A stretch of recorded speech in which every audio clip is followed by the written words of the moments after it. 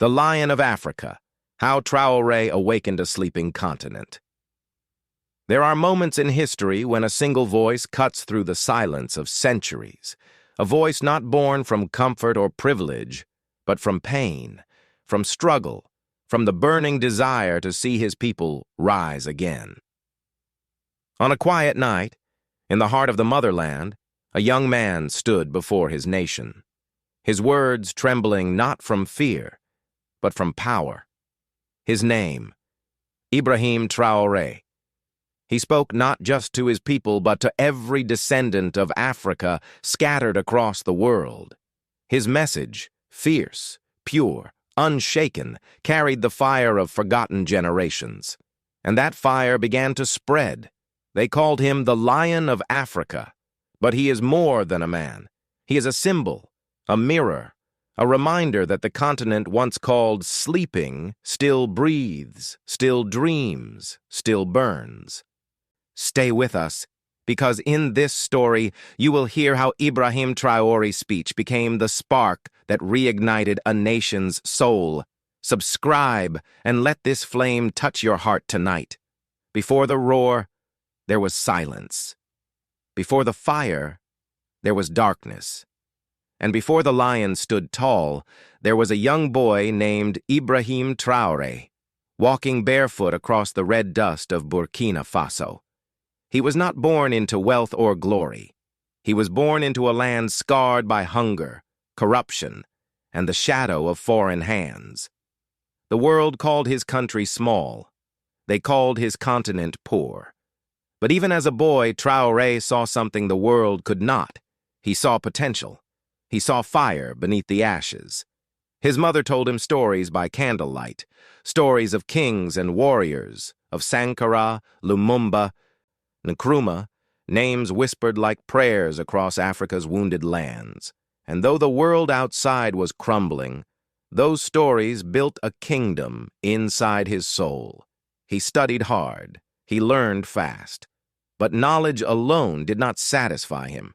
He watched the elders bow before men who took what was not theirs. He watched leaders trade dignity for comfort and truth for survival. Each act of betrayal carved another scar in his heart, and every scar became a spark. By the time he was a young man, Ibrahim had seen enough. He could not bear to watch his people sleep, while chains disguised as aid tightened around their necks. He knew change would not come from waiting. It would come from awakening. At university, he began to speak, not loud, not yet, but with purpose. His words were like a quiet drumbeat in the dark. He spoke of unity, of honor, of the sacred right of Africans to stand tall once more. Some laughed, some ignored him, but the few who listened never forgot, because there was something in his voice, something ancient, something true, that made even the weary lift their heads. In those moments, under dim lights and heavy skies, a movement was being born, not of politics, not of ambition, but of faith. He joined the military not for power, but for service.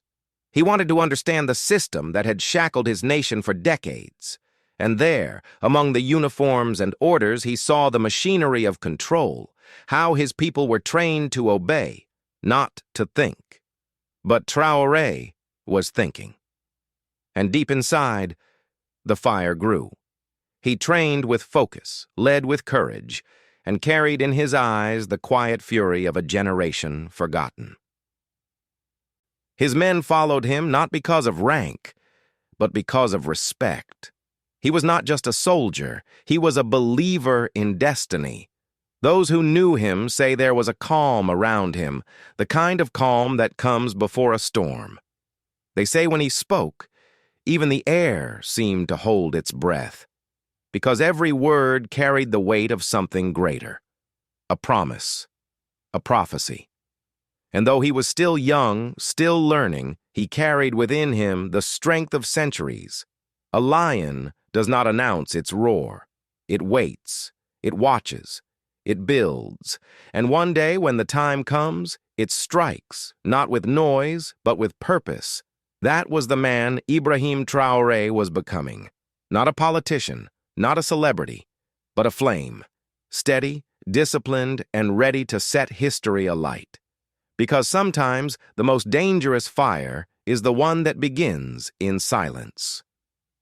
But who could have known that this quiet soldier, this son of the soil, would soon stand before the world and speak words that would shake the very foundations of Africa itself? When the young lion finally roared, the earth trembled. The year was 2022, a season of confusion, betrayal, and broken promises. Burkina Faso was bleeding. The people were tired. Terror had crept into villages, hunger had settled in hearts, and faith had become a fragile memory. But out of that despair rose a voice, calm, unwavering, unafraid. It was Ibrahim Traoré. He did not come with armies of conquest nor speeches of vanity. He came with conviction, with truth sharper than any weapon. When he stood before his nation for the first time, his words were not rehearsed, they were birthed. They came from the deep furnace of a soul that had seen enough. "If our generation does not rise, Africa will remain on her knees," he declared. That night, something shifted. It was as if the continent itself exhaled. The silence broke, replaced by a rising murmur, a heartbeat returning to life. His message was simple, yet revolutionary. Africa must stand on her own. No more puppets, no more dependency masked as help. He spoke of dignity, sovereignty, and the right of his people to dream without permission. And from Ouagadougou to Bamako, from Dakar to Accra, the words spread like wildfire. Villagers began to paint his image on their walls. Young men and women started quoting him in schools, in markets, in sermons. He had become a mirror, reflecting what millions had longed to say, but never dared. The Ibrahim Traoré speech ignited more than applause. It ignited memory. It reminded Africans that freedom was never given. It was taken. It was fought for. It was earned. He began to rebuild, not just roads and structures, but spirit. Under his watch, schools reopened. Local industries found new breath. He pushed for policies that returned control of natural resources to the hands of the people. He visited remote towns others had forgotten, eating with farmers, praying with elders, listening to the stories of the poor. And everywhere he went, hope followed. But make no mistake, hope is dangerous to those who thrive on despair. As Traoré's message spread, so did resistance. Foreign powers began to whisper. Regional elites trembled. They called him too radical. They called him too proud. But he smiled, because pride was exactly what Africa had lost. He reminded the world that Africa's wealth was not a curse, but a blessing stolen and disguised. He called on other leaders to break free from dependency, to believe that Africa could feed itself, defend itself, and define itself. In his speeches, he often spoke not of power, but of purpose. He said, "Leadership is not domination. It is service. Service to the land that birthed you, and to the people who call your name with hope." And people began to believe again. They saw in him not perfection, but purity. The kind of purity that frightens those who have forgotten truth. Traoré's rise was not about politics. It was about awakening. He became a symbol of what happens when faith meets action, when a continent remembers who it is. Across Africa, the fire spread in Mali, Niger, Chad, where soldiers and civilians alike began to speak of unity, independence, and pride. The map of Africa, once divided by lines drawn by outsiders, began to glow again, this time with lines of connection, solidarity, and courage. And in that glow, one could almost see the spirit of Thomas Sankara smiling. But while the people cheered, not everyone rejoiced. For every fire that brings light, there are shadows that fear it. And those shadows, powerful, unseen, and relentless, were watching.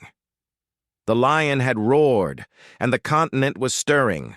But in the distance, the storm of resistance was gathering, determined to silence the roar before it became a revolution. When the lion roars, the hunters always gather. The fire that once inspired millions now drew the eyes of those who feared it most. Foreign capitals whispered his name behind closed doors. Newspapers called him a threat. Diplomats spoke of instability.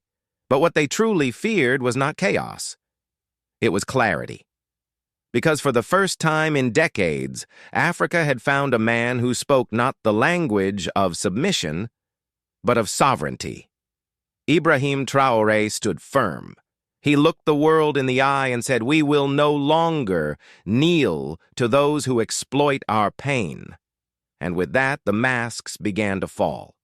Sanctions followed. Accusations followed. Some called him a dictator, others a dreamer. But the people, the real people, saw through the fog. They saw a leader who refused to be bought, a soldier who would rather stand alone than bow with company. The attacks came in many forms: media slander, diplomatic pressure, economic isolation. Yet every blow only fanned the flames of conviction. In villages across Burkina Faso, children began to chant his name as they raised their flags. Mothers prayed for his safety. Soldiers swore loyalty not to a regime, but to a revolution of dignity. He was no longer just Ibrahim Traoré. He was a symbol of defiance, of courage, of the rebirth of a continent long silenced. Still, the nights grew darker. Threats mounted. Allies wavered. Even some within his ranks grew afraid of what might come next. There were days when he walked alone, when even the strongest voices around him fell silent. And yet, in those quiet hours, he remembered the faces of his people, the farmers, the elders, the children who believed. He would whisper to himself, "If I fall, let my fall be a spark. If they silence me, let silence become thunder." That is how legends are born. Not from victory, but from endurance. During one of his addresses, his tone changed. Softer, slower, yet more powerful than ever. He no longer spoke only as a leader, but as a father to a nation, a shepherd to a lost flock. They can take our resources, they can steal our stories, but they will never kill our spirit. Africa is not dead. She is only awakening. Those words, calm yet fiery, traveled across borders. From Ghana to Haiti, from the Bronx to Johannesburg, people listened. The Traore vision became a rallying cry. It was no longer about one man. It was about identity. International organizations began to debate him. Western commentators dismissed him as reckless. Yet quietly, some leaders in Africa began to follow his path, questioning old alliances, seeking new futures. And the people? They marched, they sang, they raised portraits of Traoré alongside those of Sankara, Lumumba, and Mandela. The torch had been passed. Not through ceremony, but through struggle. He knew the price of leadership in a continent that dares to rise. He knew that freedom demands sacrifice. But he also knew that a flame cannot burn forever alone. It must be carried from one heart to another, from one generation to the next. So even as threats closed in, he smiled. Because he had already won something greater than power. He had awakened belief. They could block his trade, silence his media, twist his image, but they could not extinguish what he had set ablaze inside millions. The lion had roared, and the jungle had remembered its king.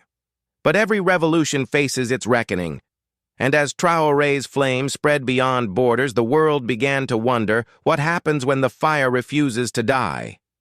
When the flame reached beyond Africa, the world could no longer pretend not to see it. Television anchors called him controversial, think tanks labeled him radical. But in the hearts of ordinary people, especially across the African diaspora, Ibrahim Traoré became something else entirely. A reminder that power can be pure, that leadership can still mean love for the people. In the United States, in cities where the descendants of Africa built new lives, something stirred. In Atlanta, churches' preachers began to mention his name in Sunday sermons. In Harlem, murals appeared. A young African man in military green, his eyes burning with the same intensity that once lived in Malcolm and Martin. And among elders, men and women who had marched for civil rights, there was a quiet smile. Because they recognized that fire. They had seen it before. From Washington to Paris, journalists dissected his speeches. Some accused him of anti-Western sentiment. Others called him the Thomas Sankara of a new generation. But those who listened deeply heard something far beyond politics. They heard truth. The Ibrahim Traoré speech was not an attack on the world. It was a mirror held to it. A mirror reflecting centuries of exploitation, resilience, and hope. Global reactions were divided. Some nations cut ties. Others extended cautious hands, trying to harness his popularity. But the people, from Ghana to Chicago, from Lagos to London, saw through the noise. They saw in Traoré a symbol of integrity in an age of hypocrisy. In African communities abroad, conversations changed. No longer about despair, but about destiny. No longer about fleeing home, but about returning to rebuild it. The Traoré vision began to echo not as a political doctrine, but as a spiritual awakening, calling people of African descent to remember who they are, to stand tall, to reclaim their voice in a world that once stole it. Even in the halls of power, whispers began to shift. Analysts who once dismissed him began to study his model. His focus on youth empowerment, his call for self-reliance, his courage to question foreign control. And in quiet corridors, diplomats murmured, "Perhaps Africa is no longer asleep." But with admiration came fear. Because a continent that rediscovers its pride is a continent that can no longer be controlled. And as the world watched, half in awe, half in fear, one question burned brighter than all others. If one man's flame could awaken a continent, what might happen when the whole continent begins to burn with that same fire? The fire has spread. But the question remains, how do we keep it alive? For Ibrahim Traoré, leadership was never about him. It was about us. The collective heartbeat of a people rediscovering their strength. He once said, "History is not written by those who watch, but by those who act." And his story reminds us that awakening is not a moment. It is a movement. The burden now falls upon the shoulders of a new generation, young Africans with laptops instead of rifles, ideas instead of chains. They must build schools that teach truth, not obedience. They must nurture economies that serve people, not corporations. They must lead with courage, compassion, and conviction, the same spirit that burned in the Lion of Africa. But this is not Africa's journey alone. From New York to Nairobi, from Kingston to Kinshasa, every descendant of Africa shares this call. Because Traoré's flame did not recognize borders. It recognized blood, history, destiny. The Traoré vision is not confined to one nation. It is a reminder that the sons and daughters of Africa, scattered by history, can still rise together under one sky. And yet, with every awakening comes resistance. The world will not applaud Africa's independence. It never has. There will be voices that say, "It cannot be done." But we have heard that before. When they said we could not be free, could not vote, could not dream. And every time, we proved them wrong. So, the path forward is not easy. It is narrow, steep, and lit only by faith. But it leads to something sacred, a tomorrow where our children no longer apologize for their roots, where our nations no longer beg for what is already theirs. And when that day comes, when Africa stands tall again, the name Ibrahim Traoré will not be remembered as just a leader, but as a signal that the age of silence is over, that the children of the sun have awakened.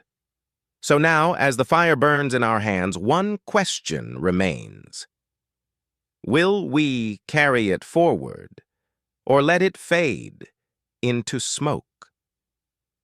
And so, my brothers and sisters, from the red earth of Burkina Faso to the streets of Harlem, from the plains of Mali to the churches of Atlanta, a whisper has turned into a roar. That roar carries one name, Ibrahim Traoré, not as a savior, not as a saint, but as a sign that Africa, the mother of civilization, is no longer asleep. When the world said you cannot rise, he stood and said, "Watch me." When others bowed to fear, he lifted his head to faith. And through every storm, every threat, every lie, he kept burning. That is the power of the Ibrahim Traoré speech. Not the sound of words, but the spirit behind them. It is a reminder that truth still has a voice, and that courage, once awakened, cannot be silenced. He taught us that freedom is not given by treaties or handshakes. It is forged in the hearts of those who refuse to be forgotten. And that is where we come in. Because this story is not just about one man's fire. It is about what we will do with its light. Will we keep it burning in our homes, in our churches, in our hearts? Will we pass it to our children so they may know pride not as a memory, but as a birthright? The Traore vision is not a dream of war, but of awakening, a call to stand tall, to build again, to believe again. It is the echo of every ancestor who whispered, "Rise." It is the promise of every child who dares to say, "I am Africa's future." So tonight, as you listen, remember this. The lion did not roar for himself. He roared so that others would remember they, too, are lions. If this message moved your spirit, subscribe, share, and speak his name. Let the fire spread across continents, across hearts, across time. Because as long as we keep the memory of the Ibrahim Traoré speech alive, as long as we carry the Traoré vision in our souls, the flame of Africa will never die.